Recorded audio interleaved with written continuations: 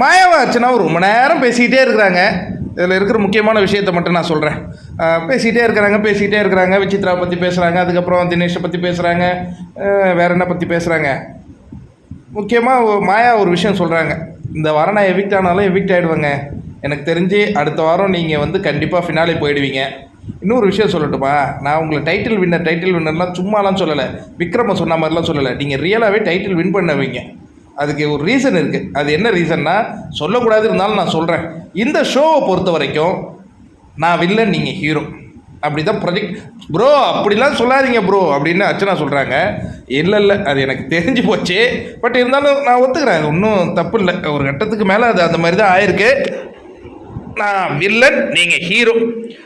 அப்படிலாம் இல்லைங்க. நான் வந்து வைல்டு கார்டுக்கு முன்னாடி வரும்போது என் ஃப்ரெண்ட்ஸுங்களே சொல்லியிருக்காங்க, மாயா ஏதோ இன்ட்ரெஸ்டிங்காக பண்ணுறாங்கப்பா, அந்த பொண்ணு இருக்கும்பா, அதுதான் இன்ட்ரெஸ்டிங்காக பண்ணுவேன். ஏதோ இருக்கிறேன், 95 நாள் ஆகியும் இருக்கிறேன், கடைசியும் இருப்பேன். ஆனால் வெற்றிலாம் பெற மாட்டேன். ஏன்னா வில்லனை தானே அனுப்புவாங்க மக்கள். என்ன வில்லனாக பார்த்ததுல எனக்கு ஒன்றும் கஷ்டம் இல்லை. பட் அந்த சூழ்நிலைகள், சந்தர்ப்பங்கள் அப்படி அமைந்து விட்டன. ஆனால் இப்போ நான் ஒரு 2 வாரம் கேம்லாம் எதுவும் ஆடுறதில்ல, சும்மா சில் பண்ணிட்டு போகலான்னு தான் இருக்கிறேன். ஓகே, மாயா சொன்ன கருத்தை எத்தனை பேர் அப்படியே உடன்படுறீங்க, இல்லை மாற்று கருத்து இருக்குது அப்படின்னு யாராவது சொல்கிறீங்களா?